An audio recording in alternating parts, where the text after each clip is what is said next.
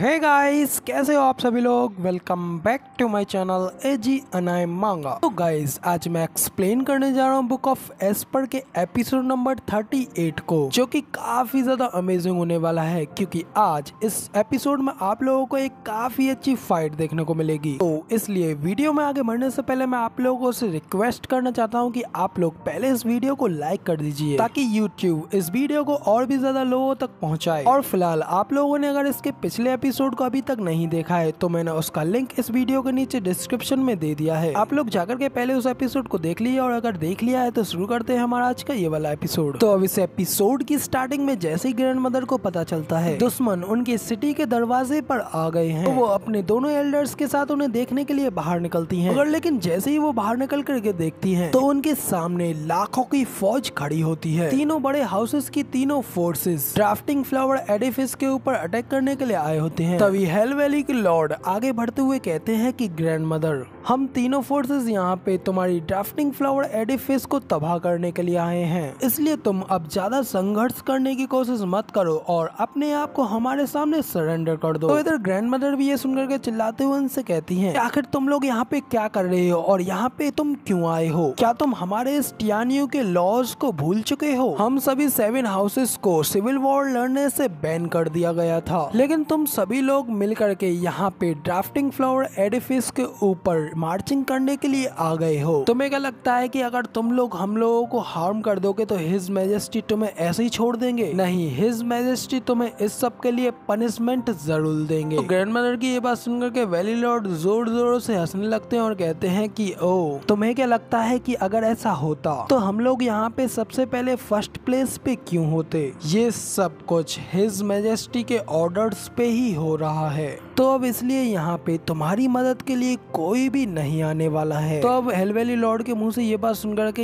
Empire ने खुद इस बात का ऑर्डर दिया है, तो ग्रैंड मदर काफी ज्यादा हैरान हो जाती हैं। वो कहती हैं कि क्या ऐसा नहीं हो सकता, ये बिल्कुल इम्पॉसिबल है। आखिर हम लोगों ने ऐसे कौन से क्राइम की कमिटमेंट्स की हैं जिस वजह से हिज मैजेस्टी हमारे साथ इस तरीके से पेश आ रहे हैं, यहाँ तक कि उन्होंने तुम लोगों से हमारे ऊपर अटैक करने के लिए भी कह दिया है। तो ये सुन हेल वैली लॉर्ड जोरों से हंसते हुए कहते हैं कि ओल्ड लेडी, अब तुम इतनी ज्यादा मूर्ख मत बनो। तुम्हें क्या लगता है कि उस मनु स्वान जूफेंग के साथ तुम्हारे संबंधों के बारे में कोई नहीं जानता है? उस दिन इंपीरियल पैलेस में उसने वहाँ पे जो भी कुछ आतंक फैलाया, उस वजह से वो अब हमारे नेशन का एक सबसे नंबर 1 क्रिमिनल बन गया है, और तुम्हारे उसके साथ जो भी कनेक्शंस हैं उससे तुम भी उसके कुछ ज्यादा पीछे नहीं हो, इसलिए जूफेंग से पहले हम लोग तुम्हें खत्म करने वाले हैं। तो अब इधर हेल वैली लॉर्ड के मुंह से ये बात सुनने के बाद ग्रैंड मदर भी समझ जाते हैं कि अब कुछ भी नहीं होने वाला, और वो अपनी आंख बंद करके जूफेंग के बारे में सोचते हुए कहती हैं कि जूफेंग ने ही हमें इतना ज्यादा बड़ा और पावरफुल बनाया है, और अब वो ही हमें कुचलवाने जा रहा है,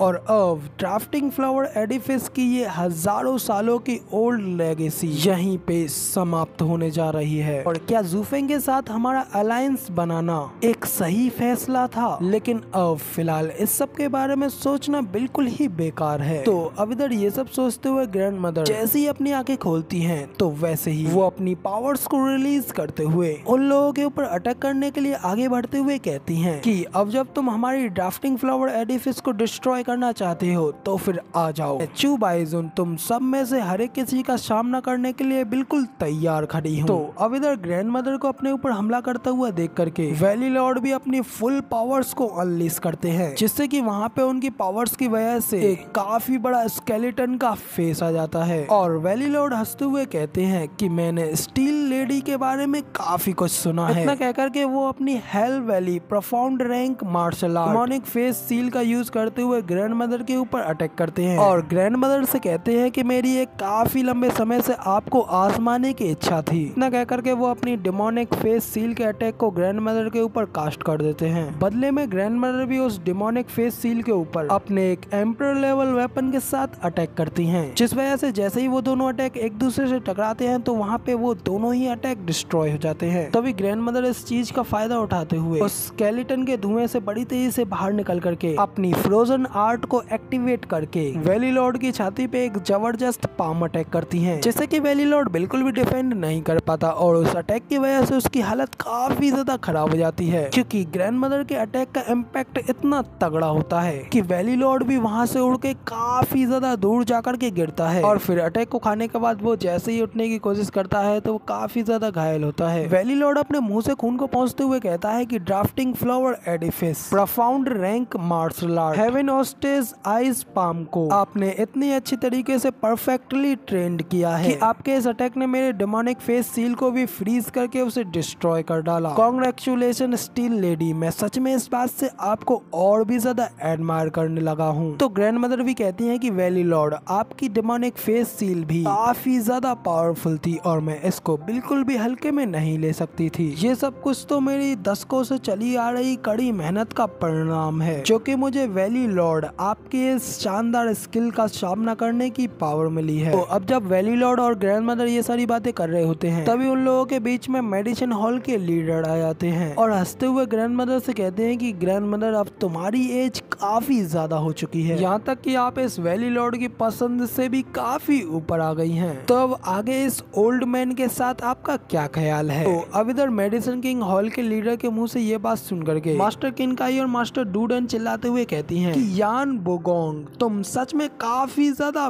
बेशर्म हो। ग्रैंड मदर ने अभी अभी वैली लॉर्ड के साथ एक कड़ी लड़ाई लड़ी है, इस वजह से वो थक गई हैं और तुम बस इस बात का फायदा उठाना चाहते हो। तुम्हारा तो हमेशा से स्वभाव ही ऐसा है, तुम हमेशा कमजोर लोगों के खिलाफ ही लड़ते हो। तो मास्टर डूडन के मुंह से ये सुन करके पिल्किंग हॉल के लीडर यान बोगोन हंसते हुए कहते हैं कि माई लेडी, तुमने अभी अभी जो कुछ भी मेरे बारे में कहा वो सब तो मेरे बारे में काफी कम है। हम तीनों हाउसेस ने सिर्फ इसलिए हाथ मिलाया है ताकि हमें एक के बाद एक ना जाना पड़े। तो कमजोर को चुनने जैसी बातें आखिर यहाँ पे फिट कैसे बैठती हैं? हम तो बस यहाँ पे एक साथ मिलके तुम्हारे ऊपर हमला करने की बजाय अभी फिलहाल थोड़ी देर के लिए ग्रैंड मदर के साथ ड्यूअल करना चाहते हैं। तो ये करके तो हम लोग तुम्हारे ऊपर सिर्फ और सिर्फ फेवर ही कर रहे हैं ना। इतना कह करके यान बोगोन अपनी पावर्स को रिलीज करते हुए ग्रैंड मदर की ओर आगे बढ़ने लगते हैं। तभी ये सब देख करके ग्रैंड मदर भी अपने मन में कहती हैं तो ये लड़ाई फिनिश करने के लिए मुझे यहाँ पे मारना चाहते हैं। तो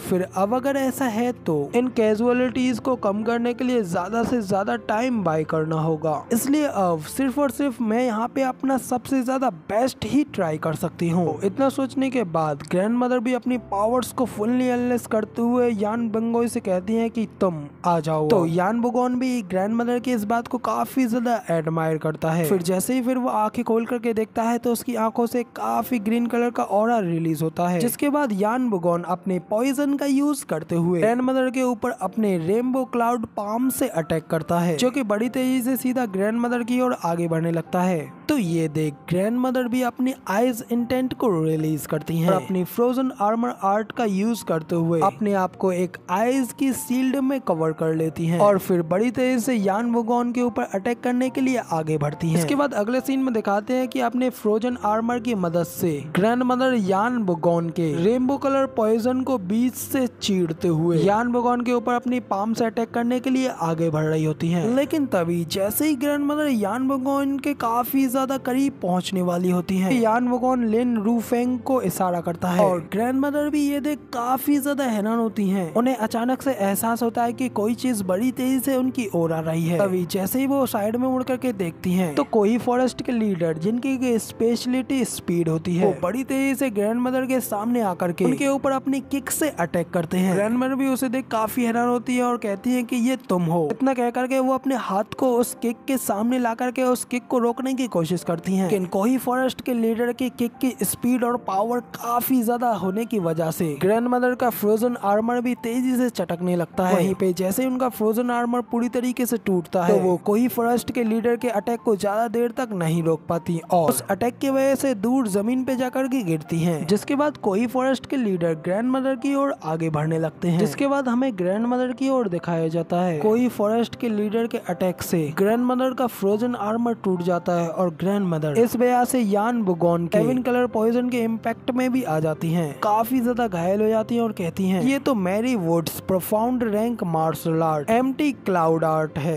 लिन रूफेंग। तो कोई फॉरेस्ट के लिन रूफेंग भी कहते हैं कि हाँ मैं ही हूँ, वन एंड ओनली लिन रूफेंग। तो गाइस इसी के साथ हमारा ये वाला एपिसोड यहाँ पे पूरी तरीके से कंप्लीट हो जाता है। अब अगर आप लोगों ने अब तक इस वीडियो को लाइक नहीं किया है तो जल्दी से लाइक कर दीजिए और वीडियो कैसी लगी कमेंट करके मुझे ये जरूर बताना और चैनल पे पे नए हैं तो चैनल को भी सब्सक्राइब जरूर से कर लेना। शुक्रिया।